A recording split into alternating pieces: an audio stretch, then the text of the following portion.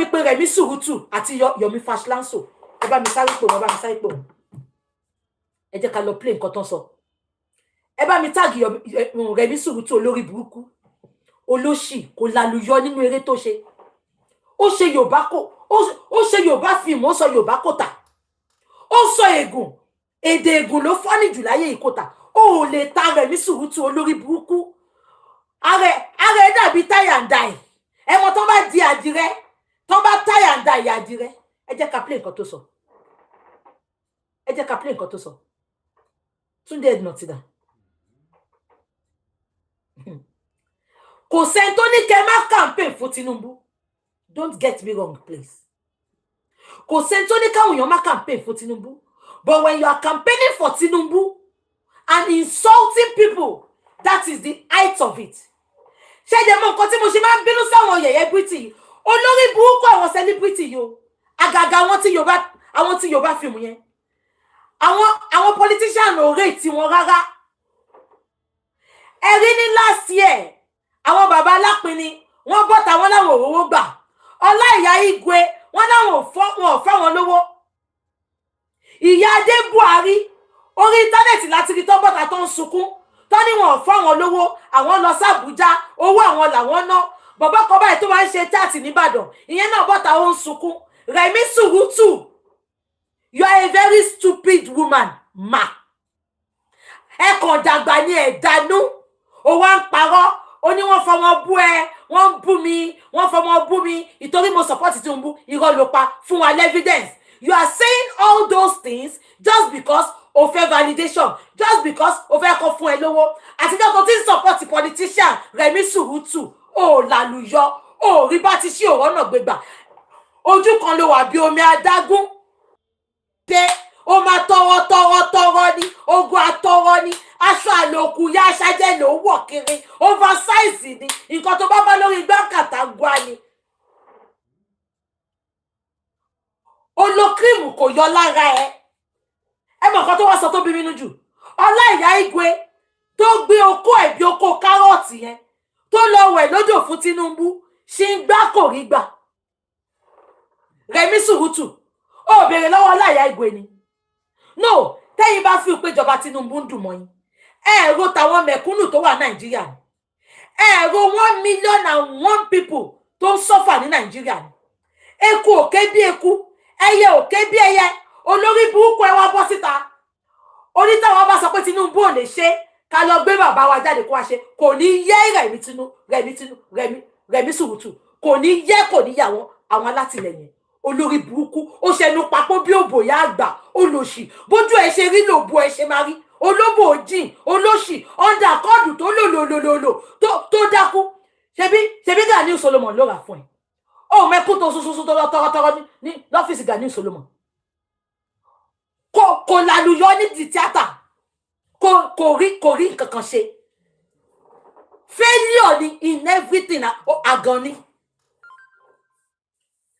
ọ̀ndà kọ́ọ̀dù tó wà tó jẹ́ pé tó yí ìvẹ́kù ló bá tó ẹ̀ lọ́nà Abẹ́òkúta sẹ́kọ̀ọ́ Gani Ọlárẹ̀wájú Solomon gọ́ọ̀sì ló rà fún ó sùn ojoojúmọ́ ló lọ fọ́fíìsì ẹ ṣe ẹjọ́ ọ̀gá olórí burúkú bó ṣe sọ pé òun sọpọ́tì wọn tó náà ó lálùyọ náà ó nílé lórí náà ilé mẹ́rẹ́ǹtì face my slap you ló ń gbé náà very stupid old agadi idiot olórí burúkú olóṣì ọmọ àlè játijàti ó ṣẹnu papọ̀ bó ṣe rí lòbó ẹ ṣe rí tẹ́ bá máa róbó obìnrin tó fine ojúlẹ̀ ti máa mọ̀ òbó ẹ ò lè dá olóṣì awi tó wọ ọ̀rọ̀ àti bùbá olórí burúkú abájọ tó rẹ nílùú ẹ mọ́ olórí burúkú wàyí lọ bá bọ̀bọ̀ yẹn náà who remember this woman ó máa gbé ẹ wá tọrọ owó lórí íńtánẹ́ẹ̀tì gbẹ̀yìn ni àwọn politician ló máa wá lọ bá àwọn ló máa sanwó hospital ẹ̀ èmi tí mo sọ bẹ́ẹ̀ ni wọ́n máa gbé ẹ wá tọrọ owó lórí íńtánẹ́ẹ̀tì Yomi Sùrùtù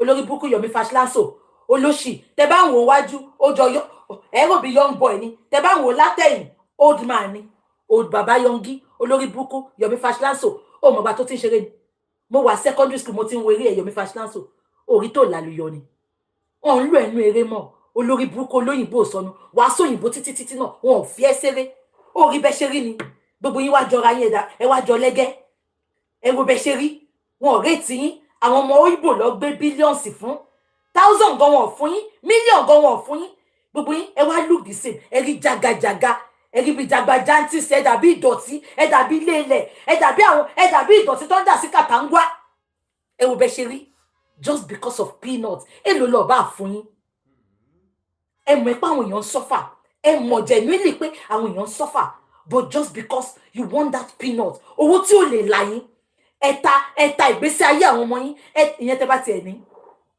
ẹ̀ta ìgbésí ayé àwọn ọmọ yín ẹ̀ta birthright yín ẹ tún wá ń gbé wa ṣépè ìtura support Tinubu ṣé tí Tinubu bá ṣe dáadáa ni ṣé ẹ nídìí kẹ́ máa force àwọn èèyàn kẹ́ máa force Tinubu lé àwọn èèyàn lórí ẹ̀yin olórí burúkú ẹ̀yin játijàti ó dàbí kára kọ́ ká fi kán ṣe ní àkàrà ẹ̀rí báwọn méjèèjì ṣe rí ni mi mà àwọn tó kù bẹ́ẹ̀ bọ̀bọ́ kan náà wà bẹ́ẹ̀ bọ̀bọ́ kan náà wà bẹ́ẹ̀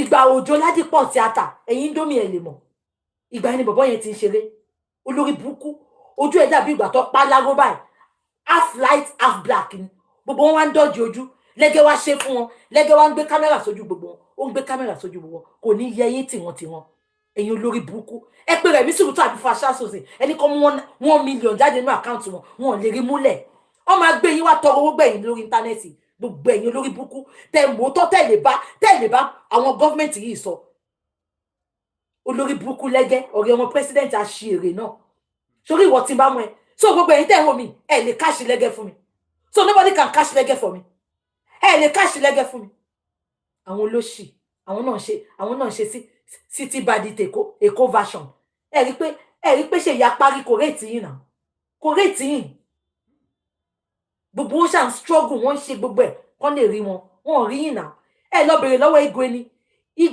Igwe pátá lẹ́sì ló fi lọ sétí òkun pátá lẹ́sì ni kò wọ pátá oko ẹ̀ wá rí bí oko kárọ̀tì ló ń gbéra ìṣépè ló ń pe Tinubu ẹ lọ bá Igwe náà èpè ló gbé Tinubu ṣẹ́gbẹ̀yìn alápín ni èpè ló gbé wọn ṣẹ́ àwọn lálùdé wọn lówó táwọn fi lọ campaign gan wọn ò fọ́ wọn ẹ̀yin olóṣì játijàti ó dàbí kára kan káfíkọ ẹ mọ́ pààrọ̀ ẹ wọ́n ti pààrọ̀ àwọn Indomie ò lè mọ́ pààrọ̀ àwọn mọ́là tó máa ru kúlà sórí yẹn ìyá rẹ̀ mi náà àkàrà Hollandis yẹn gọ́ngbà ẹ̀ táwọn pààrọ̀ bá ti lọ wọ́n máa káṣọ fún pààrọ̀ fún wọn kúlà pààrọ̀ bọ́ ṣe rí nìyẹn wọ́n dàbí àwọn pààrọ̀ àwọn olóṣì ẹ wo Rẹ̀mí Sùrùtù yẹn Rẹ̀mí Sùrùtù kò ní yẹ jáde fún mi kó fún mi lésì ayé ìyá ẹ̀ máa bàjẹ́ sórí íńtánẹ́ẹ̀tì ni olórí burúkú olóṣì ó ti fòbò ṣe give away gbogbo aláwùsá kò lálùyọ náà do free londo àní ẹkún burúkú ó fẹ́ kún pa Gani Solomon ni kan tó ra Honda fún Honda mo ti lówó rí Honda Papa Ajasco òun lọ gbé fún gbà yẹn Honda yẹn fẹ́ gbẹ̀mí wèrè kò rówó fi túnṣe náà a máa tọrọ bára kiri lẹ́yìn tí òun lọ pati ẹ lè rí kó sóṣíà kò lówó mọ́tò sẹ́yìn tí ò ní mọ́tò olórí burúkú wọ́n ní fọ̀rọ̀ ẹ̀wọ̀n mi kì í sọ èèyàn tó jẹ́ ẹni tó bá ti máa support president àárín nǹkan gidi tó ṣe fún ẹ wọ́n ní àkìrí ọmọ ọba kamari dáǹsá kìlà rẹ̀ àwọn ọmọ Tinubu ni wá àárín nǹkan kan ẹni ọlábàdìmọ̀ sí àrílá rẹ̀ wọ́n ní àkìrí Àrẹ̀mú ẹ̀fà Àrẹ̀mú lè olórí burúkú nìyẹn tiẹ̀ Àrẹ̀mú ìwọ́ pàrokò fún wa àbí Ayọ̀ Adésànyà kí yẹn náà jọ ìní ẹ̀yìn àjọ ìyẹn ti wà depressed àtìgbà tí Pasuma ti já yẹn lẹ̀ ló ti wà depressed olóṣì ó ṣe mú fífẹ̀ bíi Musa Lensa Ayọ̀ Adésànyà náà òun náà support ni ibi mú ní kẹtì wò náà rí mú Ayọ̀ Adésànyà yẹn olóṣì oní high waist àti waist àti ikùn ẹ̀ gbogbo ẹ̀ papọ̀ ni nǹkan tí Pasuma fi jálẹ̀ tí ò fẹ́ náà nìyẹn olórí burúkú orí ọba kan lamẹ́ríkà olóṣì lọ ṣàfòmọ́ olóṣì àwọ̀ kaba bí kaba ya rẹ̀ ní àwọ̀ kaba bí kaba children ṣé òun náà support ni àbí mo kàn ń bu ni ṣé mo kàn ń bu ni àbó support àdó lórí burúkú ni gbogbo ẹ̀yin tẹ̀dẹ̀ ń wò mí ẹ̀yin youth up youth Àrẹ̀mú ìwọ pàrokò fún wa bí olówó abẹ̀bẹ̀ ó wọṣọ òdì àbí ó wá lóògùn fún wa lórí íńtánẹ́ẹ̀tì mo get nǹkan tó ṣe yẹn ẹ lọ wo fídíò yẹn aṣọ òdì ló wọ̀ mo sọ fún yín pé it takes a spiritual eyes láti mọ bó ṣe ń lọ lórí íńtánẹ́ẹ̀tì yìí ẹ lọ wo fídíò Àrẹ̀mú aṣọ òdì ló wọ̀ ṣe rí fídíò tán má jì pọ̀ lánàá yẹn èmi ni mo má jẹ pọ̀ bó ti jẹ́ pé Gistlover gbé fídíò mi ó tún gbé right up mi bí ṣe kọ́ ló ṣe gbé ẹ lọ wo time difference yẹn èmi ni mo má jì fọ́ èmi mo gbé kíní ẹ̀ fẹ́ dìtọ̀ mi kó bá mi má jẹ pọ̀ fídíò yẹn dẹ̀ lọ viral gan Àrẹ̀mú wọn bí ìyá ìdáko má bọ́ta olórí burúkú ẹ̀yin aṣíèrè ẹ̀yin olórí burúkú ṣáwọn ìjọba tẹ́ ń support yẹn àwọn ló sọ yín di bẹ́ẹ̀ ṣe dà ṣáwọn ló fún yín ní publicity ṣáwọn ló ń wo fíìmù yín ṣáwọn ló ń rajà lọ́wọ́ yín ẹ̀yin olórí burúkú àwọn tí ò mọ̀ yín ẹwà Àrẹ̀mú yẹn náà Àrẹ̀mú mo fún ẹ ìtorí pé mo mọ ẹnìkan tó súnmọ́ ẹ mo ní wá fún ẹ tó rò ti bẹ̀bẹ̀ Àrẹ̀mú ìwọ náà wá bọ́ta ìwọ náà wá ń ṣakọ ó ti gbàgbé pé fairly use ló ń tà ṣé politician ló ra fairly use ẹ Àrẹ̀mú olùsí ó kóhun jọ á kóhun jọ ìgbà tó ti ń bá Fọlá ṣe camera down náà mo ti mọ̀ pé ó wà classless ó wà senseless ẹ̀yin olóṣì àwọn wèrè ẹ̀yin youth mo like nǹkan tẹ́ ṣe God bless all the youth tá bá ti rí wọn máa gbé wọn ṣépè ni a gbé fídíò wọn a gbé wọn ṣépè a máa gbé wọn ṣépè àyàfi tí Tinubu bá ṣe dáadáa ṣùgbọ́n tí Tinubu ò bá ti ṣe dáadáa ìwọ tó bá sọ pé torí selfishness o fẹ́ support Tinubu tí wọ́n ti rán ẹ Ọlọ́run máa wo when you ask for bread òkúta lọ́lọ́run máa fún ẹ òkúta lọ́lọ́run máa fún yín ẹ bá mi táàgì GP tank ẹ bá mi táàgì olórí burúkú olóṣì ó lọ́kùn pọ̀ olórí burúkú ọmọ àtòkò wa balẹ̀ jẹ́ kò ṣe give away rí àṣìírí má lọ gbọmọ ní Tanzania bẹ̀lẹ́ na GP tank ẹ bá mi pè ó wá mú Tinubu yẹn ó wá ń gbẹjọ́ kiri Tinubu pẹ̀lẹ́ o ṣé wọ́n ló fẹ́ lọ second term ó rí bí ṣáàsì ṣe mú ẹ dání lánàá ọ̀lẹ́ntẹ̀ láàfà àti ṣáàsì àti Tinubu arúgbó jọ máa rúgbó rìn ṣáàsì tó jẹ́ kọ́ máa mú rìn òun náà wá tún mú Tinubu dání ó ti mọ̀ pé Tinubu máa ṣubú ṣáà ni ṣubú ṣeré of Nigeria ni Tinubu ẹ̀yin gbọ́ pé wọ́n pa almost 150 ní Makurdi ìgbà yẹn lẹ gbẹ́sẹ̀ lẹ́sẹ̀ pẹ̀lú mọ́mí rẹ̀ mi Tinubu lẹ wá gba international lọ ẹ jẹ́ kí n sọ fún gbogbo yín o ṣe rí físìtì tí Britain tó fi lé pọ̀ títọ́ fọ̀nà òkà yẹn Britain ò ń ṣe nǹkan lọ́fẹ̀ẹ́ o ó ní nǹkan tó fẹ́ gbà lọ́wọ́ Nàìjíríà ni ẹ̀kọ́ déètì ní sílẹ̀ wọ́n ń ṣe nǹkan lọ́fẹ̀ẹ́ mo wá rí ẹ̀yin lórí burúkú tẹ wà ní UK náà ẹ̀yin 100 years in UK ẹ̀yin tó yẹ pé yàrá kan Nàìjíríà kan ẹ̀ ní ẹ̀yin tó yẹ pé ẹbí ti gbàgbé sí UK ọ̀rẹ́ ti gbàgbé asylum seeker ni many of you ẹ̀yin náà wá ń ṣe on your mandate we shall stand ní UK ìyẹn lè ṣe lọ sí Nàìjíríà kẹ lọ bá wọn stand ẹ wá sí UK ẹ wá wọ jákẹ́ẹ̀tì ó wá ń run irú ó ń run ọbẹ̀ àtàgọ̀yìn ó ń run ẹyà mẹ́sẹ̀ ó ń run ẹ̀fọ́ ẹ wá ń rùn gbòò ẹ ń bọ̀ láti shift wọ́n fún yín 50 pound ẹ wá dúró sí títì on your mandate nílùú òyìnbó ní UK ẹ wá UK ẹ ń ṣe on your mandate olórí burúkú wọn ẹ bèrè ẹni kọ́ mú passport wọn jáde asylum seeker wà nù wọn cleaner wà nù wọn ó ní COS tí COS ẹ ti tán wà nù wọn olórí burúkú wọn ṣe wá lẹ́yìn tó pọ̀ jù nù wọn 100 years in UK ni wọn ò mọ family history wọn Nàìjíríà mọ́ ẹ pè wọ́n pé kọ́nìṣọ́ Nàìjíríà wá ní àwọn ò lọ Nàìjíríà olórí burúkú wọn àwọn olóṣì ẹ̀rí tí Rẹ̀mí Tinubu lejúmọ́ gbogbo yìí ni wọ́n fẹ́ dó Tinubu ni o bàbá bá ń gbé sí mo wá rí tẹ́ gbogbo yín ẹ̀yin lórí burúkú ẹ wá ń lé ọyàn mọ́ṣẹ́ yìí ẹ ń fúnṣe yìí lọ́tọ́gáfì ẹ jọ ṣe yìí apárí la mú ní president ni kí ni iṣẹ́ ṣe yìí ní olórí burúkú ẹlẹ́pọ̀n Míṣì olòṣì onílọ́lípọ̀pù Míṣì ti mo kó ẹnu Míṣì ti wọ́ Míṣì onífọ́ńtà sọnù olórí burúkú ọmọ political tool olòṣì onídìí wíwọ́ bíi silencer mọ́tò bàbá Mohbad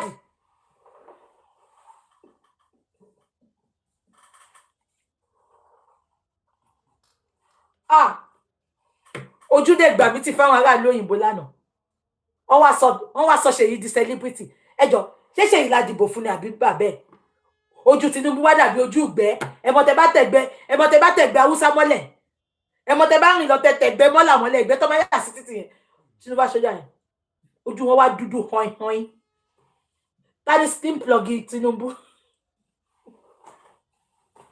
ṣọ́ọ̀tì padà sí Nàìjà ẹni kan lọ mú petition wọn wá kò ní yẹ gbogbo wọn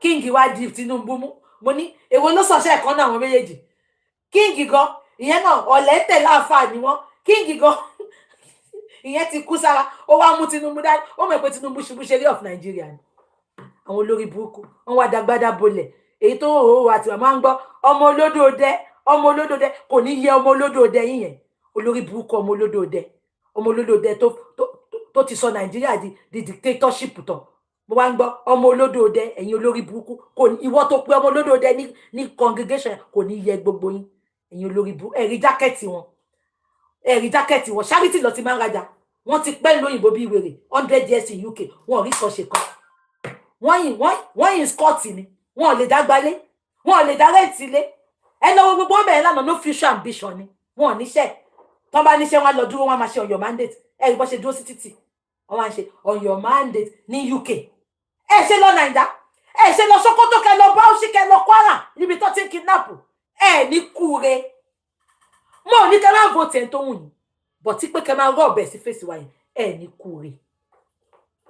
Sunday Igboho Ọ̀wàlà olórí burúkú he fights big lion he fights a lot of tiger ẹ bá mi pé Sunday Igboho Ọ̀wàlà asọ̀rọ̀ jáàmù olórí burúkú ọ̀rọ̀ tó sọ́sọ́sọ́ kò ọ́ní tágbàlagbà bá àkókò rẹ̀ níjànú mélòó gan ni Ìgbòho tó ti ń tàlùbọ́sà gbogbo ilé tó kọ́ sí ìlú Ìgbòho kò ju 6 lọ ojúlé 6 olórí burúkú ìgbà tó sọ pé wọ Yorùbá nation náà kí ni mo sọ mo ò ever support Yorùbá nation nítorí mo mọ̀ pé Yorùbá ló worst jù ní gbogbo tribe Nàìjíríà ẹ jẹ́ ká gbọ́ nǹkan tó wà lásọ mo ń bọ̀ ẹ jẹ́ ká gbọ́ nǹkan tó wà lásọ.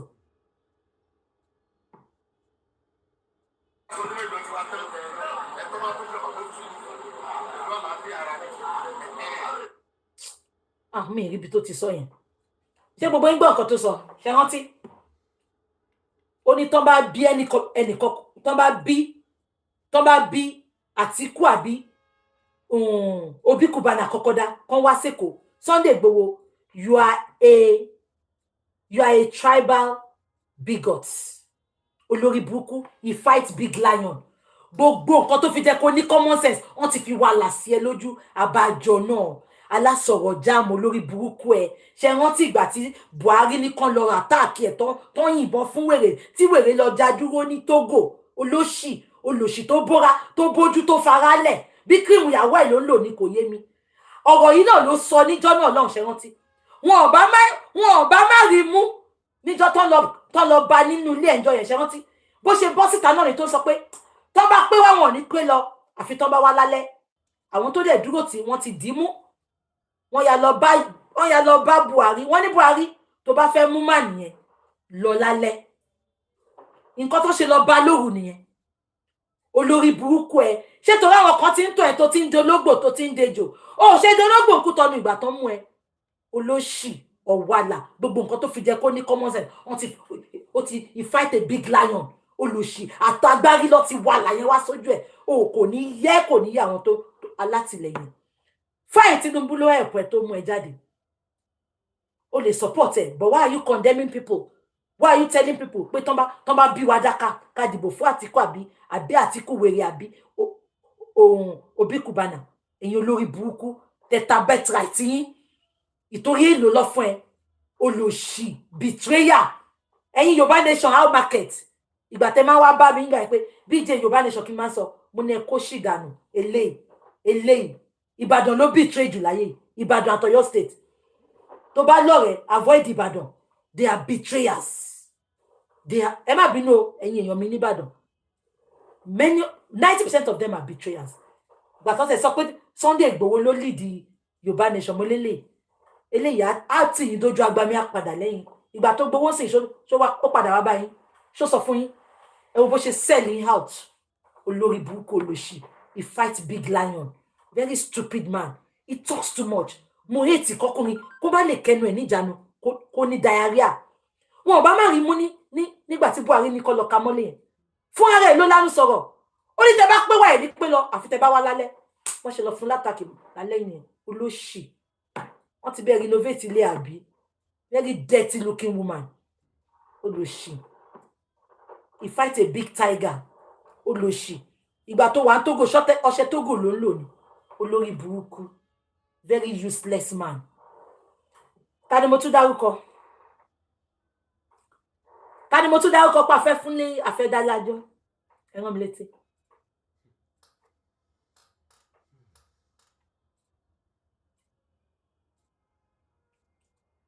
mi létí. Traitor ni Igboho olórí burúkú Igboho di Kairot Judasi di Kairot Igboho di Kairot ló jẹ́ kẹ́ máa pè Igboho di Ashana Ashana mo fẹ́ sọ nǹkan kan. Ṣé gbogbo yín rí fídíò ìyá Mohbad abẹ́ẹ̀rí? Ṣé rí fídíò ìyá Mohbad níbi tó ti ń jó ṣe rántí? Ẹ rí fídíò ìyá Mohbad? Ẹ sáré sọ̀rọ̀ kí n sáré sọ. Ṣé rí fídíò ìyá Mohbad? Ẹ lọ tún fídíò ìyá Mohbad yẹn wò. Mo ṣẹ̀ṣẹ̀ rí àwọn tó wà nídìí orò tó fi jẹ́ kóró Mohbad kéne. Abẹ́ gbọ́ mi. And if Baba Mohbad truly want justice, ẹ̀yin tẹ́yin support Baba, mo pàṣẹ fún yín o. This is just an advice. According to VDM, àti ní new IG now. Wọ́n lè tún kéèsì yẹn gbé lọ sí fún new IG. Ṣé mọ̀ pé lórí burúkú ẹgbẹ́ tòkun tó wà ńbẹ̀ tẹ́lẹ̀ lórí burúkú ó dàbá àwọn tó mú wá láti Afghanistan. Ṣé mọ̀ pé ẹgbẹ́ tòkun tó wà ńbẹ̀ tẹ́lẹ̀ olórí burúkú ni ó ti gbà bọ̀dẹ̀. Òdòbò ni ó fi owó bayé jẹ́. Ṣé rí man tó wà ńbẹ̀ ńsìn is man of integrity. Ṣé mọ̀ pé gbogbo àwọn ọlọ́pàá tí wọ́n fún ní pension tó ti kú sójú ogun tí wọ́n tọ́jú family wọn billions ni máa yẹn sign lánàá pé kó lọ fún gbogbo àwọn ọlọ́pàá yẹn. Túnjí Dìísù ẹ bá mi ṣàdúrà fún wọn. Uncle Túnjí Dìísù. Tí bàbá Mohbad bá fi pé yìí need justice, kó lọ raise case yẹn padà. Ẹgbẹ́ tòkun ló dá case rú ìtorí pé ó dẹ̀ ń dó Àṣànà ni. Ẹgbẹ́ tòkun lọ mú court case ẹ wá olórí burúkú ọkọ̀ Búkì. Olóko Búkì. Ẹ gbọ́ mi ṣá. Tó bá mọ̀ pé òun yìí need the justice, they can still go back to that case and go to Abuja. Ìyẹn kọ́ ni mo fẹ́ sọ o. Mo kàn tip yẹn yín ni. Ẹ bá mi ṣe gbogbo yín rí fídíò ìyá Mohbad tó ti jókòó tó ń jó. Tó lo sunglasses olórí burúkú. Tó lo sunshade nínú ooru. Ṣé ẹ sọ fún mi ṣe rí ṣá? Ṣé gbogbo yín rí? Ẹ máa wá padà lọ wo fídíò yẹn. Ṣé mo máa nǹkan báyìí tó ń jẹ́ èyí tó ń talẹ̀ tán ló máa ń pààyàn sórí ilẹ̀ báyìí? Ẹ rán mi létí máa yẹn. Ẹ rán mi létí máa yẹn. Máa yẹn àti Lizzy jàǹgbà kan. Ẹ rán mi létí máa yẹn. Ìyábọ̀ polówó fún máa yẹn báyìí. Ìbílẹ̀. Ẹ padà lọ wo fídíò yẹn. Ọ́fíìsì ìbílẹ̀ ni ìyá Mohbad ti ya fọ́tò yẹn. Tẹ́ bá wo òkè fídíò yẹn. Fọ́tò ìbílẹ̀. Fọ́tò Tinubu wà ńbẹ̀ báyìí. Báwo ni ìyá connection wo ló wà láàrin ìbílẹ̀ àti ìyá Mohbad? Ṣé gbogbo àwọn tí ò jẹ́ kó rojú to justice yẹn. Now ma sọ game tó play fún yín bẹ́ẹ̀. Mo sọ fún yín pé ìgbà tí Ìyábọ̀ wà ní Canada, ẹ ní kí Ìyábọ̀ bọ́ta kó sọ pé mo parọ́. Mo ti sọ story rí bí ẹ rántí. Ìgbà tí Ìyábọ̀ wà ní Canada, ṣé rántí? Tí Naira Marley sọ pé Èkó dùn máa bọ̀ nlé. Ìyábọ̀ pé ìbílẹ̀ kó bá òun máa bẹ Naira Marley. Ẹni kó bọ́ta ìbílẹ̀ pé Naira Marley pé kó dáríjì Ìyábọ̀ pé kó look away. Naira Marley dẹ̀ sọ fún ìbílẹ̀ pé kó má dá sí. Ìbílẹ̀ ṣé ń gbọ́ mi? Ẹ lọ wo fídíò yẹn. Ọ́fíìsì ìbílẹ̀ ni ìyá Mohbad ti ya fọ́tò yẹn.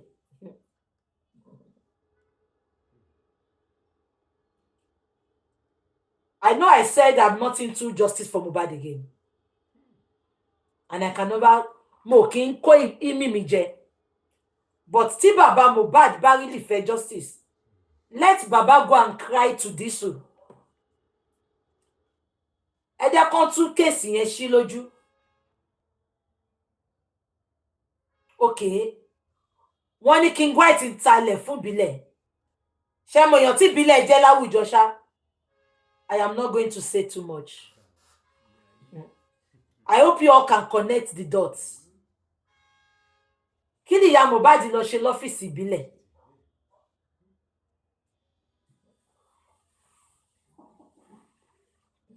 Ọ̀gá.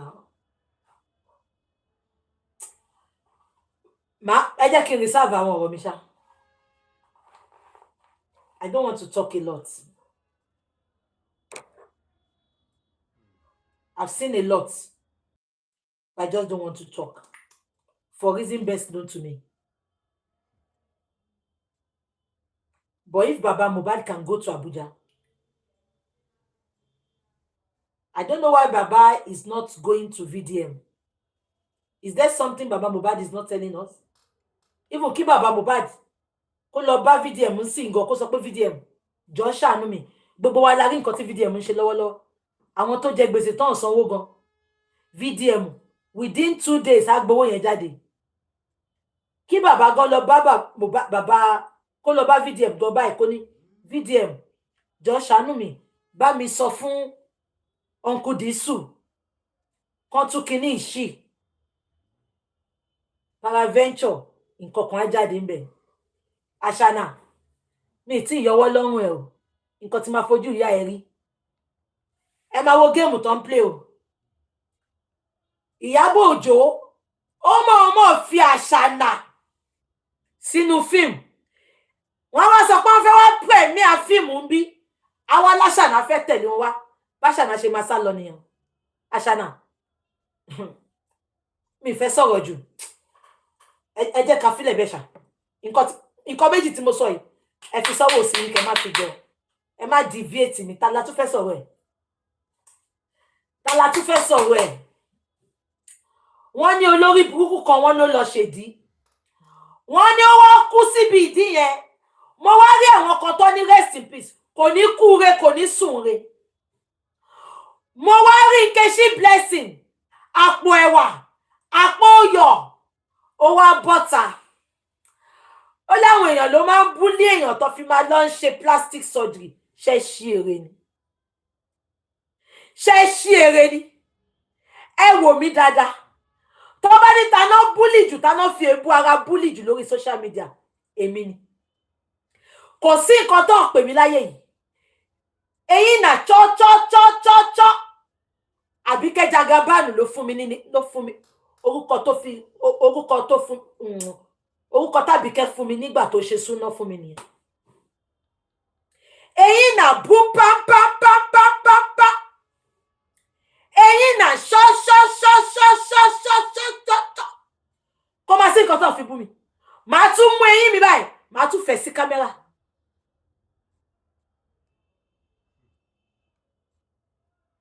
Ẹ gbọ́ mi ṣá. Ìwọ tó bá fẹ́ yá kán búlì ẹ ló máa nítorí pé ó búlì ẹ ló ṣe lọ change nǹkan tó wà lára ẹ. Ṣé gbogbo yín rántí pé ìgbà téyìn mi gan yọ? Ṣé rántí pé mi ì fi eyín sí o? Ìgbà téyìn yẹn rí bákan ojoojúmọ́ ẹ máa bú mi ìdá yín lòun. Ọ̀ntì ìgbà téyìn yẹn yọ. Ṣé rántí pé ìgbà téyìn yẹn yọ gan mo yìí fi ń ṣe show bẹ́ẹ̀? Ṣé rántí ṣá? Ìgbà tí mo wá réyìn fi jẹ gungun, tí mo réyìn fi gé nǹkan dáadáa ni mo ṣe lọ fi sí o. Ṣé rántí pé bẹ́yìn yẹn ṣe yọ yẹn? Bẹ́ẹ̀ ni mo ṣe ń ṣe eyín yẹn, fẹ̀yìn yẹn. Kò ní yẹ ìwọ tó sọ pé wọ́n búlì ẹ ló ṣe lọ ṣe yín, ló ṣe lọ ṣe dí. Ẹ mọ̀ bó ṣe búlì mi tó ni. Èmi gan máa ti fira mi ṣe yẹ̀yẹ́. Mo máa ń sọ kíní kan fún ẹ, má jẹ́ kí nǹkan tó ń sọ lórí social media, don't let it get into you. Ẹ má jẹ́ kó parọ́ o. Ẹni tó bá kú pé ó lọ ṣe surgery kò ní kú re, kò ní sùn re. Ọ̀run iná ló máa lọ. Kí ni mo wá fẹ́ fàyọ? Ẹ bá wa pé Tonto Dike.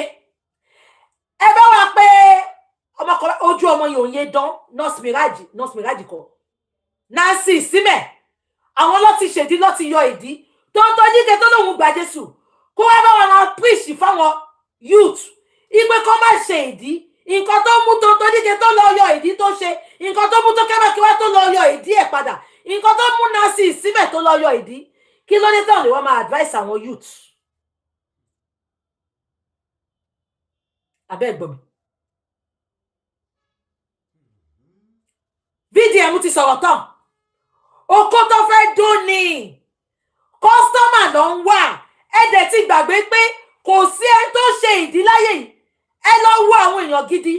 Ẹ lọ wo àwọn reserved men, selected men, educated men, even àwọn èèyàn bíi MC Olúọmọ gan, àwọn illiterate, àwọn ọmọ onípàrágà, àwọn ọmọ onímọ́tò. ẹ lọ wo gbogbo wọn tó bá fẹ́ fẹ́yàwó sílé ẹ lè rí kọ́ lọ gbé ìdí ẹ wólẹ̀ fàdúrà no because ìdí is a distraction ó lè ẹ lè rí reserved men ẹ lè rí well respected men ṣe rí Dangote kó fẹ́ BBL ni ẹ lọ wo gbogbo àwọn ọkùnrin tó ti ń ṣe wedding láyé yìí ẹ lè rí kán fẹ́ obìnrin oní BBL àwọn ọmọ tó lẹ̀ pa wọ́n kàn máa dó yín wá bá yín sùn ni wọ́n wá dó yín tán wá fi ń ṣe escort tán ẹ wá lọ ra ọmọ bíi tó kẹ́ mákin wá àwa ní mọ bàbá ọmọ ta ni bàbá rẹ ta ni bàbá rẹ ta ni bàbá rẹ yéye o ta ni bàbá rẹ orí yìí bú kò sọkùnrin tó láìkí onídìí BBL no data no peace stop wasting your money BBL ọ̀rọ̀ yín dàbí ẹni tó gbé ike sẹ́yìn ni ó di ọjọ́ alẹ́ kí ẹni tó ru ké sẹ́yìn kó tó mọ̀ pé ẹrù ní ké ẹ̀yìn òun ẹ ní kúre ẹ wá mọ̀ nǹkan tó máa ń ṣe wọ́n wá lọ fowó ṣe BBL wọn wá ní owó raṣọ ẹ lè raṣọ gidi lọ́rùn wọn bíi kan wọ lycra bíi kan wọ jersey material bíi kan wọ àpò ṣe lycra ṣáni bọ́ọ̀ wọ lycra wọ́n wọ mẹ́ṣì bọ́ọ̀ wọ mẹ́ṣì wọ́n mọ vest wọ́n á fowó ṣèdí wọn ní fowó raṣọ gidi àwọn olóṣì nasi símẹ̀ ṣé wò ní powder ni ojú àmàdán very ugly girl ọkọ lọ́kọ kan lọ́nìyẹn náà ń dó àwọn olóṣì small girl with big God small girl with big God ìgbà tá máa mọ tó kẹ́ mákin wáṣá àṣẹ bàbá oní bàbá kan ló ń fẹ́ ilé tí bàbá yẹn rà fún Bàdàndálẹ̀ Island wọ́n gbà lọ́wọ́ ẹ̀ àwọn olórí burúkú tó máa wà á bẹ̀rẹ̀ tán àwọn máa fi born again wọ́n máa fi kó wa lómi ọbẹ̀ jẹ tí ìyàbọ̀ náà bá máa bọ́ta lọ́la ń sìn wá gbọ́ I am now made born again àṣìbọ̀bọ̀bọ̀ àṣìbọ̀bọ̀bọ̀ àṣìbọ̀bọ̀bọ̀ àṣìbọ̀bọ̀bọ̀ àṣìbọ̀bọ̀bọ̀ ẹ̀ ní kúrè àwọn olórí burúkú wọn ò ní lo platform wọn fi máa advice youth kọ́ ṣe dáadáa ẹ̀yin ò rí nǹkan tí VDM ń gbé ṣe ni every youth want to be like VDM olórí burúkú tí àwọn ọkọ lọ́kọ lẹ máa fẹ́ wọn jẹ́ káwọn àwọn ọkọ tó wà nínú ilé kan gbádùn nasi símẹ̀ iṣẹ́ wo ló ń ṣe ẹ sọ fún mi fíìmù mélòó ló ń ṣe olórí burúkú wọn ti ọjọ́ alẹ́ wọn wá ti bàjẹ́ tán wọ́n wá lọ ra ọmọ wọ́n lọ ra ọmọ France wọ́n lọ ra ọmọ Spain wọn nílò gbójú ọmọ sínú fọ́tò ẹ wá orí ọmọ orí òyìnbó Ṣẹ̀kẹ̀mbá ta ló kù ẹ bá mi táàgì Adéọlá Ṣadé ọkọ ya how market àtijọ́ tó ti sọ pọ́nbọ̀ wá sọ story ẹ̀ Ṣadé ó ṣáà ara Ṣadé ò balẹ̀ Ṣadé ó petition ẹ wá o èmi ò sá fún petition o àwa wí tó wá gbọ́ come to Nigeria abẹ́ ṣí ire ni kí ló wà Nàìjíríà tí mo fẹ́ wá mú orí yín burú àbúrò mi kan tó lọ lé báyìí sí ẹ bèrè nǹkan tí mo ní kó bá mi gbé wá kẹ́ẹ̀gì 5 litre mo ní kó bá mi lọ ra ata rice ọ̀fadà mo ti save video ẹ lórí Instagram mo ní kó bá mi ra kó bá mi rọ sínú kẹ́ẹ̀gì kó bá mi gbá nǹkan kan tó wù mí jẹ́ Nàìjíríà nìyẹn kò ní yẹ yín olórí burúkú yín ṣé bí tó ti ń pààyàn ní kí n wá tí n bá wá Lẹ́gẹ́ ni mo fẹ́ wá náà olórí burúkú Lẹ́gẹ́ àti lollipop lika olórí burúkú Mishi Papa Ajasco ẹ̀yin ẹ káre o Papa Ajasco Mishi wá fún yín lówó ẹ sọ pé surprise yín Mishi surprise you but you have a speaker on your body alo lórí burúkú lọmọ Mishi yẹn olóṣì ọmọ ó lọ́wọ́ t-shirt political tool Naija tó dání ọmọ tó jẹ́ kàn fún bàbá bíi ti olórí burúkú olóṣì múkómúkó ó ti mọ kó ṣe yìí ó kó ṣe yìí ti rọ ó mọkómọkó títí ó tún mẹpọn mọ́ olórí burúkú ọmọ ẹ sọ fún pé anything tó bá máa wá ṣe lórí internet kó lọ change front time Ṣadé Ọkọya you go explain tire Ṣadé I'm telling you this from a place of love tó bá tiẹ̀ máa ṣe anything jẹ́ kí bàbá kú àwọn tó ń celebrate ẹ̀yìn wọn ní wo ṣe fún ẹ o torí mo rí pé àtijọ́ tó sọ pé ń gbé ọ̀rọ̀ ẹbọ lórí internet ààrẹ ò balẹ̀ mo dẹ̀ rí ó dàbí ẹ ṣe iftar ní 2 days ago nílé yín mo rí bó ṣe ṣe sí fún mommy big mommy bẹ́ẹ̀ ni mo ṣe fẹ́ máa rí yín Ṣadé ẹ fi dáàdì sílẹ̀ ṣe big mommy bí mommy ẹ bá ṣe mọ̀ ẹ́ nìyẹn gbà tó wà ń kékeré ìyẹn kọ́ ni mo fẹ́ sọ ẹ bá táàgì màmá Díọlá Fọlá àbí kí ló ń jẹ́ màmá Díọlá mo ń bọ̀ lórí Ṣẹ́gun Ògúngbè Wùmí Ajíbádé tó ṣojú bí ojú Chinese òun ni ex Ògúngbè ẹ bá táàgì yẹn náà ẹ bá mi sáré táàgì màmá Díọlá Fọlágadé bag àbí kí ló ń jẹ́ Fọlágadé àbí kí ló ń jẹ́ ẹ bá mi sáré táàgì ẹ ká tètè ṣe Instagram ma tó ń sìn kí ni ìyá Díọlá ń jẹ́ Fọlágbadé àbí ẹ bá mi táàgì ẹ Fọlágbadé tó bá sọ pé in creating content Fọlágbadé you are one of the best. You do it with ease and you bring back the olden days. I celebrate you. Take your flower. Flower ewúro ni mo fún Ìyábọ̀. Hibiscus ni mo fún ọ. Ṣùgbọ́n Fọlá, ṣé àwọn nǹkan mi máa wà? Mo rí ẹ nílé bàbá Ọkọya lánàá àbíjẹta. Ó dà bọ́n ṣe kíní kan nípa àwẹ̀. Mo rí ẹ pé ó lọ bẹ̀ Fọlágbadé. But unfortunately, kò ń ṣe gbogbo èèyàn ló ń act. Kò ń ṣe gbogbo èèyàn ló mèrè ṣe. Ẹ sọ pé hi tẹ́ bá rí film tó ṣe pẹ̀lú Ṣadé Ọkọya. Ẹ sọ pé hi. You will know that Ṣadé Ọkọya, she's not a social Ṣadé Ọkọya is a social media person because tó bá yàgbẹ́ ó máa gbé sórí internet, tó bá wọṣọ ó máa gbé sórí internet. But kò mọ̀ act. Fọlágbadé, ṣé gbogbo yín rí fídíò yẹn? Fọlá agídí ni Ṣadé fi ń sọ̀rọ̀.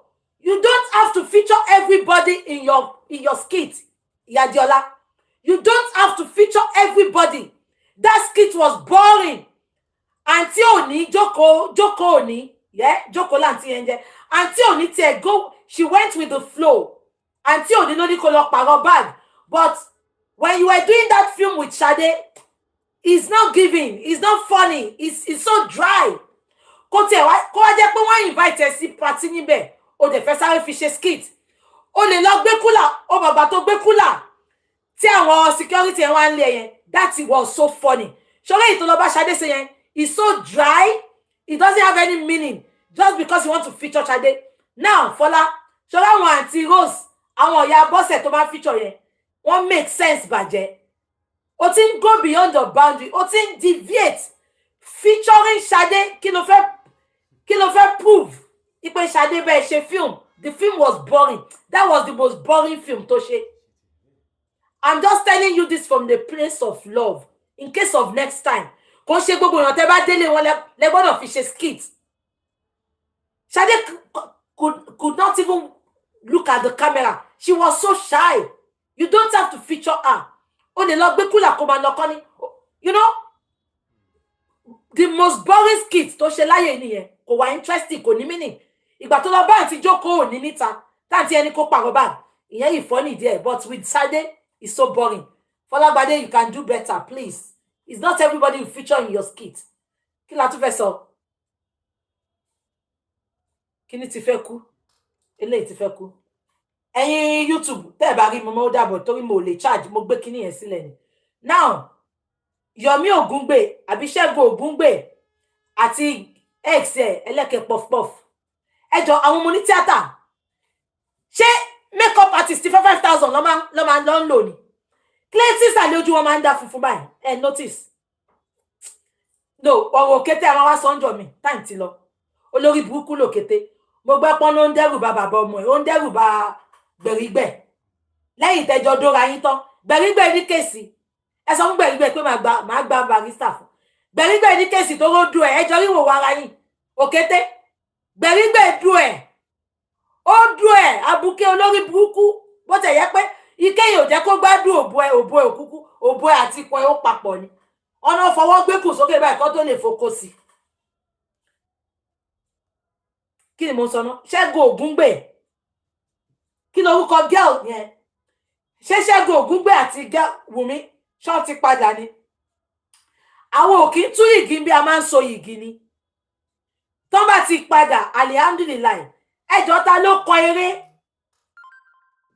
ṣé first wife ló kọ eré ni okay ṣé wọ́n ti padà ni oh MC Olúọmọ kàn máa dó wọn ni MC Olúọmọ kò ń dó wọn jọ méjì lọ ojú ẹ̀ ti wálẹ̀ nsìn Wùmí Ajíbádé àbí kí ló ní Wùmí Ajíbóyè ó ti padà sọ́dọ̀ ṣọ́ọ̀tì fẹ́ra padà ni alihamdulilayi ẹ bá mi gbọ́ lọ́n tóbi alihamdulilayi wọ́n ti fẹ́ra padà lẹ́yìn tí MC Olúọmọ ó ti gbé jìgìjìgìjìgì gbó jìgìjìgìjìgì ó ti gba gbogbo àǹfààní rẹ̀ ó wá ṣẹ̀gẹ́ bí ẹ̀kẹ́ egg roll ojú ẹ̀ dàbí ojú Chinese mo bú ẹ o ọmọ dáadáa ní ẹ bó tẹ̀yẹ pé o ti bú mi èmi náà ti bú ẹ rí o ti wá padà sọ́dọ̀ ọkọ àárọ̀ ẹ̀ báyìí ṣe bó sọ pé ò lè fẹ́ ni olórí burúkú yín tẹ́ bá ti lọ sọ́dọ̀ Bọ́lá kí ló kọ yẹn talk to be tẹ́ bá ti lọ rí dínkù ọkọ yín bẹ̀ so o ti padà sọ́dọ̀ Ṣẹ́gun Ògúngbè ìyẹn náà wá dagbára bolẹ̀ tábà máa wò bẹ́ẹ̀ yẹn sìn Wùmí ló sponsor gbogbo kinní yẹn first wife là ń rí wájú first wife ṣẹ́yìn náà ní tìjú ni ṣé ẹ wà nú eré yẹn ni àbẹ́ ilẹ̀ ní fíìmù Wùmí ló ní fíìmù èyí lẹ́wọ́ aṣọ òkè lẹ́wọ́ machine anyway Wùmí ó tẹ̀ yẹ pólú ọmọ ó ti gbọ́ ẹ́ gidigidi ó ti fẹ̀yìn gbólẹ̀ grammar school ẹ lọ pa petition yín pọ̀ kẹ́mu wá orí yín burú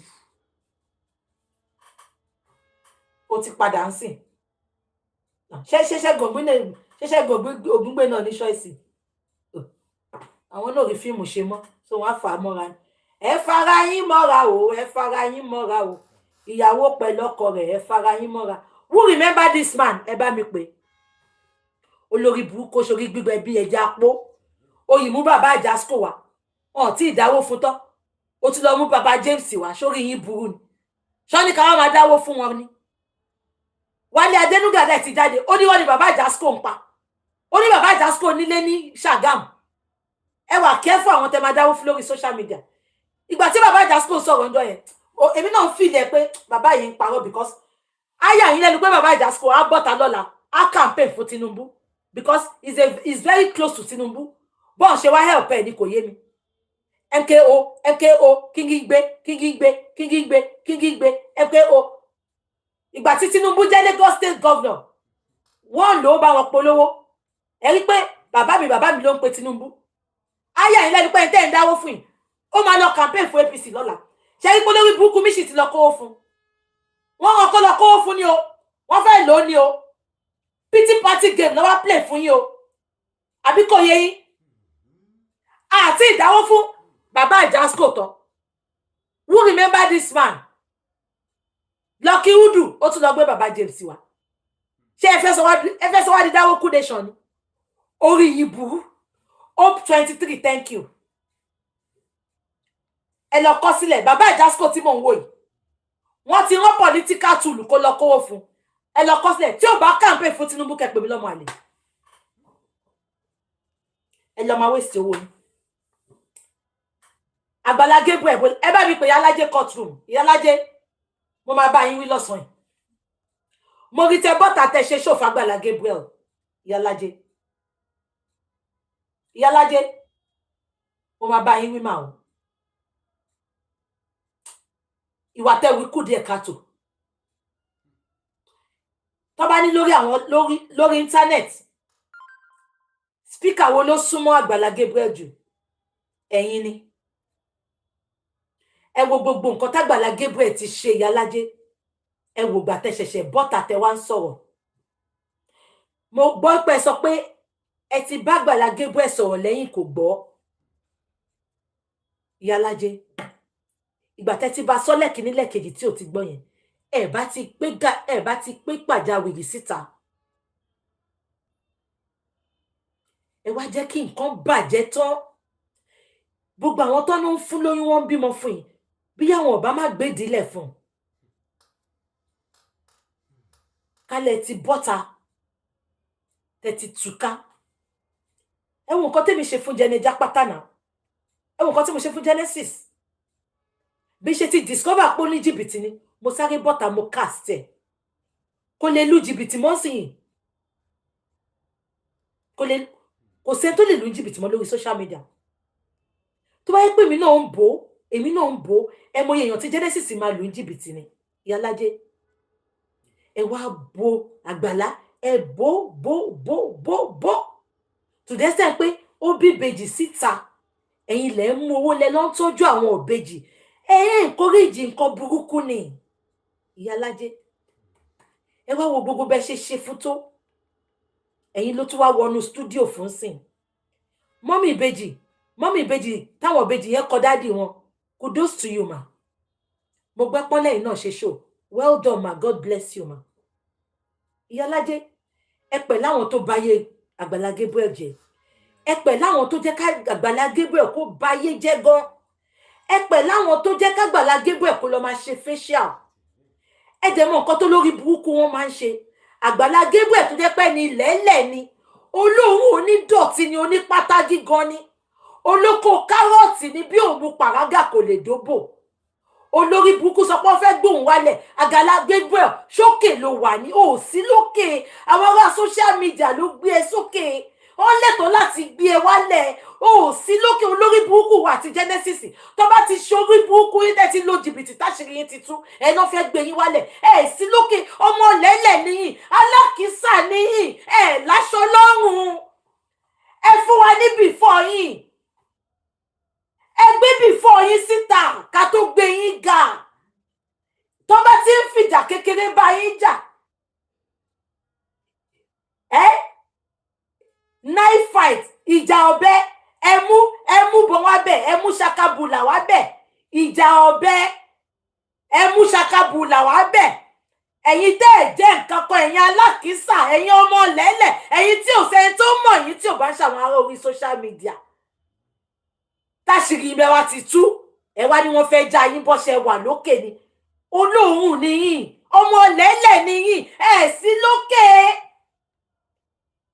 sí lókè so báwo ó easy fún wọn lá ilẹ̀ ilẹ̀ wa tẹ́ ẹ̀ bá sílẹ̀ lẹ̀ ẹ̀ ní máa fi jìbìtì ẹ̀ ní máa lọ́ni lọ́wọ́ gbà ẹ̀ ní máa ṣe flesh to flesh ẹ̀ ní máa dún àwọn ọmọ ọlọ́mọ láì lo CD mo ti sọ fún yín tẹ́ bá ti rí ọkùnrin àgàgà àwọn Àgbàlá Gabriel yẹn tó ń lo CD láti fi bá obìnrin sùn ó ní nǹkan tó fi ń ṣe mo ti sọ fún yín gbogbo ẹ̀yin tí Genesis dó gbogbo ẹ̀yin tí Àgbàlá Gabriel dó ẹ lọ ṣe ìràpadà Bùsọ́lá Ọ̀kẹ́ kò lè ní Genesis òdóhun ìkọ̀tá yóò ṣe nítumọ̀ mọ́ nìyí mo rí àwọn ọmọ ìbejì kéékèèké kan tó ń lọ sí ṣọ́ọ̀ṣì ẹ̀ ń sìn ṣọ́ọ̀ṣì Jẹnẹjá pátá ẹ sọ fún wọn kó wà careful ọmọ tó kú yẹn she confided in me ọmọ tó kú yẹn ọmọ tó kú tó súnmọ́ Tọ́pẹ́ yẹn she confided in me I swear with my living God ẹ rí pé gbà tí mo ń bá Jẹnẹjá pátá jà mo come for ọmọ yẹn because mo rí pé lọ support Jẹnẹjá pátá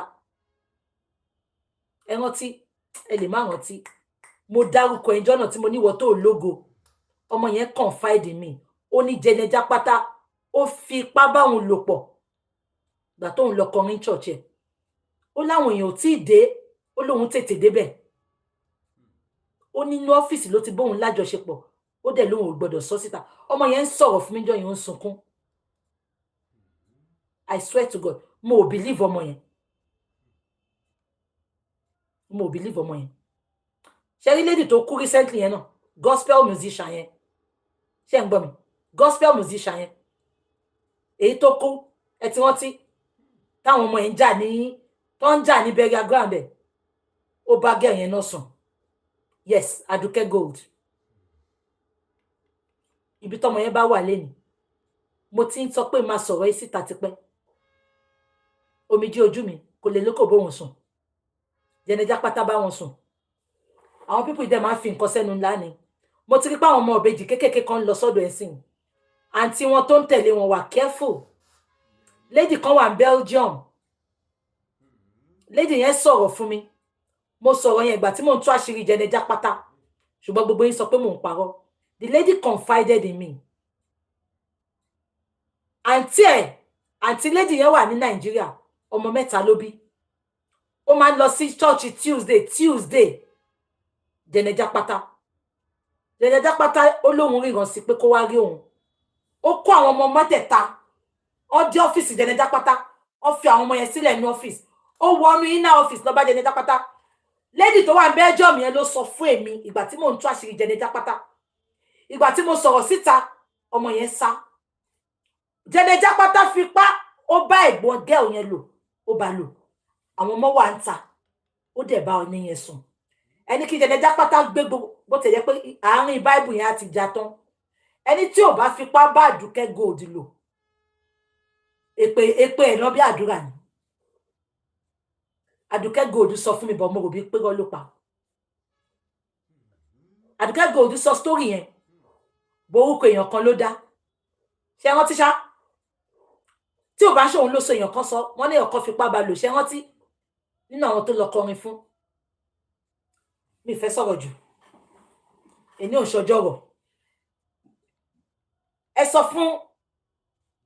sọ fún àwọn ọmọ ìbejì yẹn àwọn pípù yóò bọ ọmọdé wọn máa gbá ó wọ́n fi ń ṣe ògùn ni mo ráwọn ọmọ ìbejì yẹn tán lọ sí church ẹ bó jẹ́ ẹ̀gbọ́n wọn ló ń tẹ̀lé wọn bó jẹ́ ìyá wọn nìkan wà careful wọ́n á ṣe kò sí nǹkan tó máa ṣẹlẹ̀ wọ́n á tún máa fi kú lé wọn kiri ẹ sọ fún wọn ẹni kan wà careful ẹni kan wà careful yeah ẹni kan wà careful I know what I'm talking about Glorious Twins ẹni kan wà careful ẹ bá mi pé Ọlọ́run Àpèkẹ́ Ọlá ẹ bá mi pé ẹ bá mi sáré pé ẹ jọ̀ọ́ Àpèkẹ́ ṣé gospel ló ń kọ àbí ò ń ṣòfígò ẹ ó fẹ́ dú ọkọ lọ́kọ dábọ̀ ṣọ́ọ̀ṣì tó ti lọ ń kọrin Àpèkẹ́ Ọlá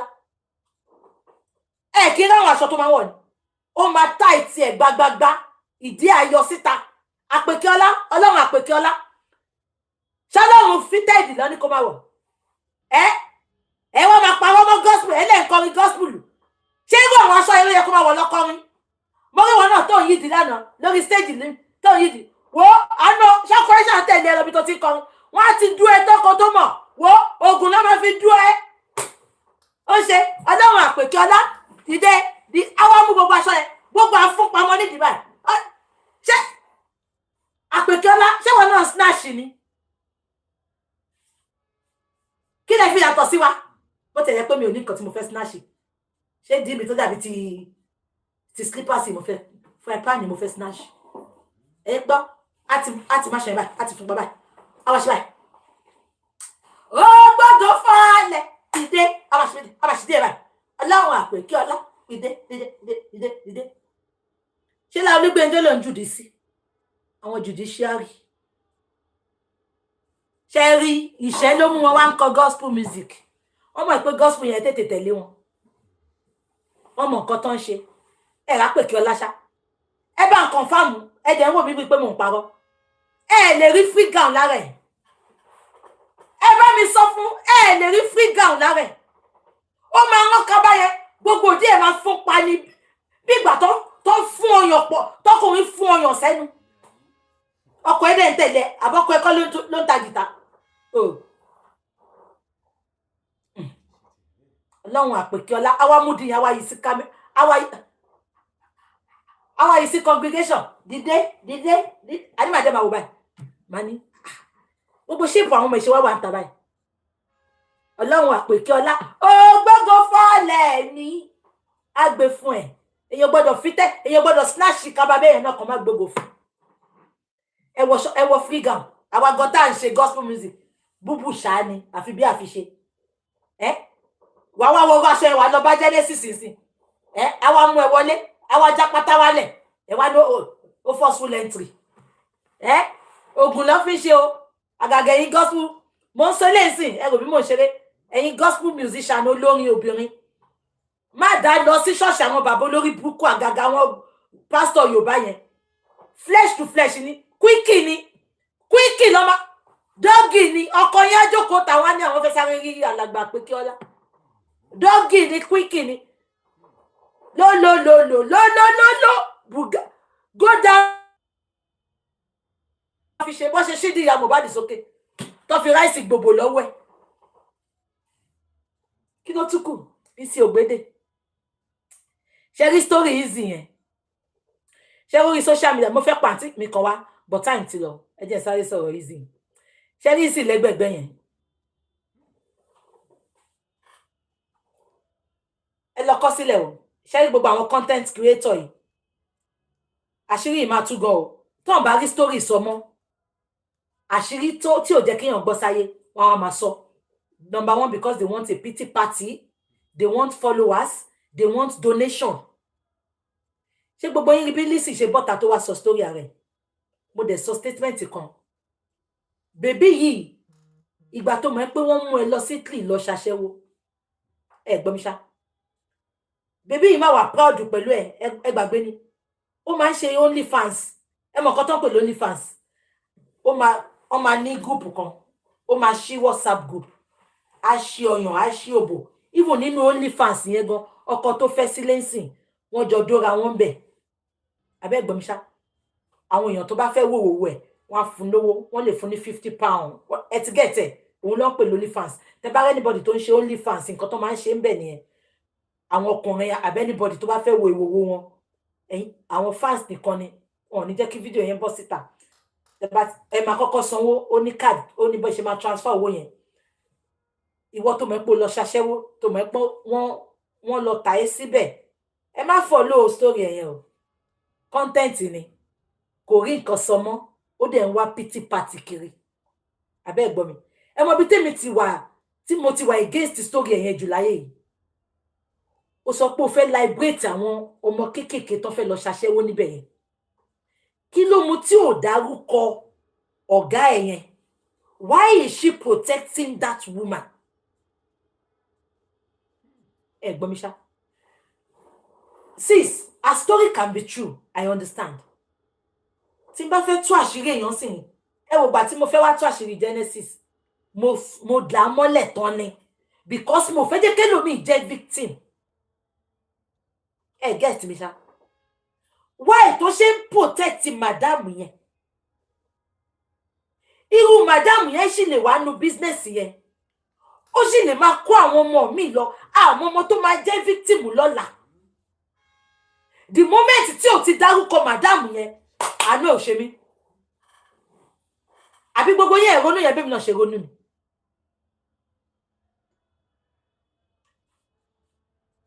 ẹ gẹ́tẹ̀ ni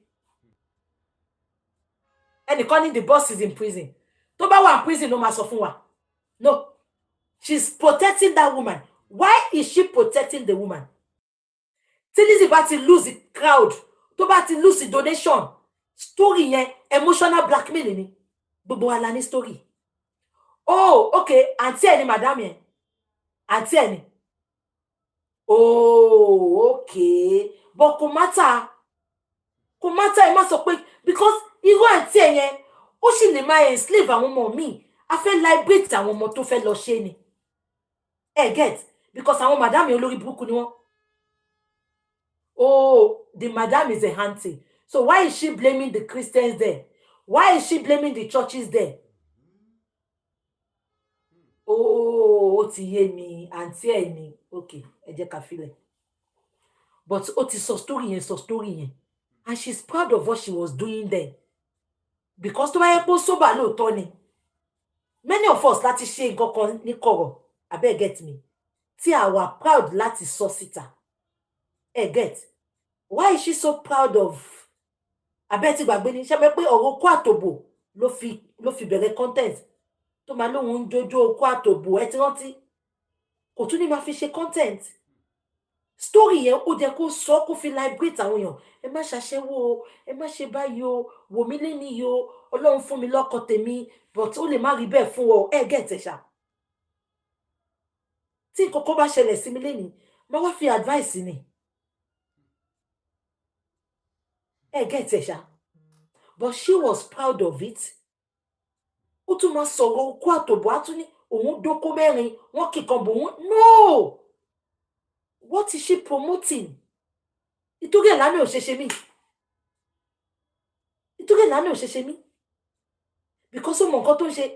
Tó má ti need the crowd. Tó má ti need monetization. Kò sí nǹkan tó lè wá sọ. Anyway. Kí ló tún kù? A ti sọ gbogbo ọ̀rọ̀ tán àní sọ́tọ̀ ẹ jẹ́ á máa lọ. Ẹ jẹ́ á máa lọ. Gbogbo àdúrà tẹ́ bá ń ṣe láyé ìṣá ẹ máa ṣàdúrà fún VDM VDM dẹ̀ ló ń ṣiṣẹ́ ọlọ́pàá ń sìn, òun ló ń ṣiṣẹ́ president, òun ló ń ṣiṣẹ́ senator, àwọn olórí burúkú city body, àwọn ò rí nǹkan gidi gbé ṣe. Ẹ̀rí báwọn village boys ṣe lọ kó gbogbo nǹkan tó fẹ́ fáwọn, tó fẹ́ fi ṣe empowerment. Gbogbo nǹkan tẹ́ bá ń ṣe láyé ìṣá, ẹ ṣáà máa bá wa pray fún VDM, because VDM áńgẹ́lì kan fẹ́yàn kan ni, áńgẹ́lì kan tọ́lọ̀ wọn wá sílé ayé yìí, ọwọ́ ayé owó òṣòdẹ̀ níka, because mo kàn máa wò pé VDM is a saviour, torí ẹ̀ mo ṣe máa ń gbọ́ mo lórí burúkú mi ṣì yẹn ṣe pé tó wò títí tó ní VDM ló fẹ́ mú wálẹ̀, olórí burúkú aláyébàjẹ́ ọmọ àlè ọmọ òfò, ọmọ tó ń ta oúnjẹ tó ti kán lẹ́kí, olóṣì ajẹkùṣe yìí, olófo, wèrè wá sáré lọ fún bàbá Àjàsíkò lówó, ó rò bá má gbàgbé gbogbo nǹkan tó ṣe ni ọmọ nǹkan tó ń ṣe mọ̀ ni, ó sáré lọ fún Àjàsíkò lówó, ẹ̀rí tó tún sọ pé òun lọ fún wọn ní laptop, olórí burúkú ni ọmọ òfò, òrẹ́ ni mú wálé, oní VDM ló fẹ́ mú wálẹ̀, voice for the voiceless, nǹkan táwọn hopeless, àwọn tí ò ní òpó Naija, VDM làwọn kan yìí wò tó bìlì pópù ìwà fáwọn Nàìjíríà, ìwọ ló ṣì political tool ló lò ṣí ọmọ, gbogbo owó tí ṣe yìí ń fún ẹ náà, òòrò owó fi ra wíìgì gidi, olóṣì, èmi gan wọ wíìgì £50, èmi gan wọ wíìgì 50,000, olórí burúkú amúkànkan adé sórí olóṣì,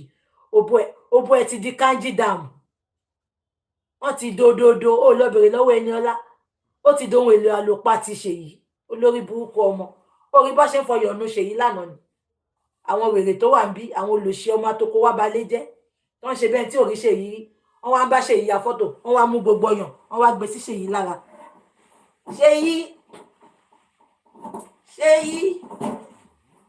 yìí kò ní yẹ yín, ẹ̀yin tẹ́ lọ́pàdé ṣe yìí, ẹ̀ ní kúre, ẹ̀yin olóṣì ọmọ, àwọn olóbùkù, wọ́n wá sọ Ṣèyí di celebrity, olóṣì apárí, ọmọ tí ò tí 40 tó ti parí.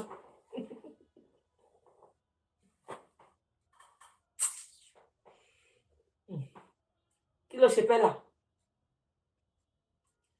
Wọ́n ní ṣé lóòótọ́ ni tó sọ pé Pẹ́là lọ sí tọ́nà ń bá kùn yẹn jà, olórí burúkú mà ni wọ́n. Notice pé Nigerians a máa ń ta àwọn tiwa nù. Aisho Speed wá láti Amẹ́ríkà, ẹ wo bó ṣe ń gbé bí Ọlọ́run, nílẹ̀ Ìgbò ẹ wo bó ṣe celebrate ẹ̀. Pẹ́là wá lọ sílẹ̀ Ìgbò, ẹ wá ń báyàwó ọba àjà ẹ pé ó gbà láyè. Kí ló tí Nàìjíríà máa ń ta àwọn tiwa nù náà? Kí ló máa ń ta àwọn tiwa nù? Ẹ mú ará àta, ẹ máa celebrate wọn lórí burúkú yín. Ẹ mú ará àta, bẹ́ẹ̀ náà lẹ máa rí wọn Nàìjíríà, wọn á róyìnbó, òyìnbó pẹ́ẹ̀pẹ́, ṣúkúṣúkú pẹ́ẹ̀pẹ́, ẹ máa nu àwọn tí yín. Aisho Speed wá, ẹ̀yin ará ilẹ̀ Ìbíní, eégún tí ò ń jáde láàárọ̀ gan, ẹ jẹ́ kégún jáde fún Aisho Speed. Kò sí nǹkan tẹ́ ẹ fi ṣe Aisho Speed lálejò. Pẹ́là tiwa, our own, ó wá lọ Bíní, ẹ wá ń bá ìyàwó ọba orí yìí burú. Osemane, ogu buy, ogu kill you. Òkété, olórí burúkú manipulator,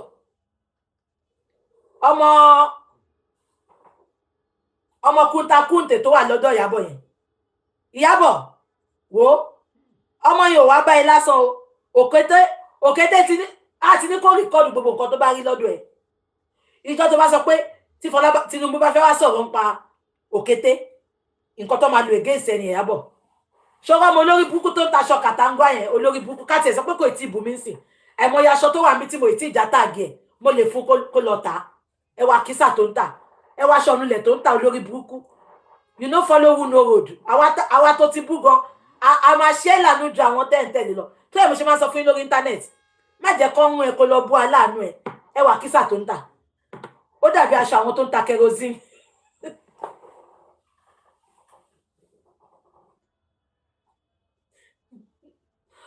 Ó dàbí àwọn aṣọ ẹmọ coil tó máa fi ń pa ẹ̀fọn ni. Ẹmọ gbà tí kàtàǹgò àkọ́kọ́ bẹ̀rẹ̀. Ẹmọ pàkísà ló máa ń ta kàtàǹgò àgbà ẹ̀. Tí bá ṣí wardrobe mi, ọkàn ní kí n má máa fún yàn láṣọ mọ́ ni. Gbogbo aṣọ tẹ́ máa ń rí lára mi, ẹ̀kan ni máa ń wọ̀. Ẹ̀kan ni máa ń wọ̀. Irú ọmọ tó ń jà kiri tó ń búyàn kiri. Aṣọ tí kò sí nǹkan tí mo lè fún yàn bẹ́ẹ̀ ṣe ń wò mí. But mo láti stop. Because mo realize pé sórí ìdajì àwọn tá à ń ṣe give away fún. I still give people things o. But àwọn tá ti jọ wà ti pẹ́, àwọn tí mo mọ̀ pé mo ti mọ̀ wọ́n ti pẹ́. Àbí kò yé ẹ wo nǹkan tó ń tà. Ṣé aṣọ tó kété fún ẹ lówó kó máa tà nìyẹn? Òkété gan alákìísà. Òkété ò láṣọ gidi lórí ikọ̀ lórí burúkú. Ọlọ́pàá kan. Òkété jẹ́ ká ṣọ́ operation no filter. Olórí burúkú àbùké olòṣì ó dàbí Humpty Dumpty. Ó dàbí apple shape. Pear shape gan bẹ́tà lẹ́gbẹ̀ẹ́. Ẹ má apple shape tó máa fẹ̀ lókè tó máa tẹ́lẹ̀ nísàlẹ̀. Olórí burúkú. Ìwọ lọ ń gbé fọ́tò àti mọ́rìn. Àdàbí tí mọ́rìn bá ṣe ṣòfò ẹ̀rí òkété. Àdàbí tí mọ́rìn bá ṣe ṣòfò ẹ̀rí. Orí ìwọ ló ṣe lẹ́yà jù lórí social media òkété. Ìwọ ló ṣe sí jù. Wọ́n ní fọ̀rẹ́ ẹ̀wọ̀n mi. Fi ọ̀gá ẹ̀wọ̀n mi fún ẹ tó follow wọ̀n mi kí n sọ̀rọ̀ èèyàn tó jẹ́. Kúntakúntè bá ń gbé ní mi. Òkété tó ń tẹ̀lé wo nǹkan tó ń ta. Ẹ máa àwọn ìyá tó máa ń ta kerosene, tó máa ń ta orí chicken, ẹsẹ̀ chicken tó máa fi coloring sí, tó máa ń ta lọ́jà alẹ́ ní Ṣómólú bus stop. Ẹ ti máa wọn chicken yẹn. Ẹ máa wọn aṣọ táwọn ìyá yẹn máa ẹ máa wọn ìyá bus stop kan tó máa wà lẹ́gbẹ̀ẹ́. Ẹ ti máa wọn ọjà yẹn bí Ṣómólú bus stop, bí Òkè Súnà bus stop. Ẹ ti máa wọn kò ń ṣàwọn bus stop náà yàbá. Ẹ ti máa wọn ìyá tó máa gbogbo wọ́ọ̀tì bus stop náà wọn ó lè má ju aṣọ mẹ́ta lọ́mẹ̀. Ẹ ti mọ̀ wọ́n máa tẹsẹ̀ gbé àwọn ìyá tó ń ta dùndún. Wọ́n wá tọ́ àtùpà. Èèyàn kan ló ní pan. Ẹ ti mọ̀ bus stop náà tó ṣí fọ́ọ̀mù òṣì ẹ nìyẹn. Olórí burúkú ó dàbí ṣé ìyá ẹ̀rín lóru ni? Igi onú igi nìyá ẹ̀ ti tọrọ ẹ̀. Ẹ ti rọ́mọ yẹn rí ṣá. Ẹ lọ wo fọ́tò ẹ̀. Bọ́wọ́ ẹ̀ ṣe rí ni. Adijọ́ tí mo rí tó dúró gojú báyìí lọ. Jacob and Papa lolo gan ga jù lọ. Ẹ ti mọ àwọn ọmọ ìbejì ọ̀ràn kan báyìí tó ń ṣeré ajílẹ̀yẹ̀. Ẹ fojú wo àwọn ìbejì ọ̀ràn. Kẹ wá wo àwọn ìbejì ọ̀ràn yẹn kó fojú obìnrin wo wọn. Ṣé ẹ pa àbúrò Dorcas? Àbúrò Òkété. Ṣé ẹ pọ́ lábúrò kan ní Nàìjíríà tó dàbí wọn. Ọmọ yẹn jọ àbúrò Òkété. Òkété olórí burúkú ni ẹ o ṣàṣeyọrí rí, o lálùyọ́nú ayé rí. Bodó ọkọ ọlọ́kọ wá ká ẹ mú ni. Ó taṣọ oríta.